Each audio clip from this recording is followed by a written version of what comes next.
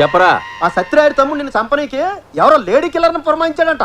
ఏంది పులి లాంటి నన్ను చంపడానికి లేడీనా? అవునన్నా, దాని బ్యాంకాక్ పంపిస్తాడేమోనన్న డౌట్. అట్నా? అయితే దాని తల్లి రాని చెప్తా. దాన్ని ఇక్కడే ముక్కలు ముక్కలుగా నరికి సముద్రంలో చేపలకి మేతగా వేసి వస్తా. సీమలు ఆడదాన్ని చంపకూడదని రూల్ ఉందిగా, మర్చిపోయారా? అందుకే కదరా బ్యాంకాక్ లో చంపుతానంటుంది.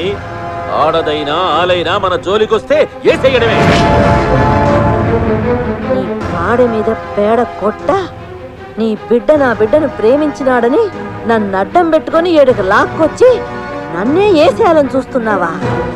చెప్తా నీ పని. ఏమయ్యా, నా రూమ్ లోకి ఓ పందికొక్క వచ్చింది. మీరేం వర్రీ కాకండి, దానికి సెపరేట్ గా ఏమి ఛార్జ్ చేయం. మీరు ఛార్జ్ చేసినా నేను ఇవ్వను, కానీ అది నా రూమ్ లో ఉండడానికి వీల్లేదు, చావాలి.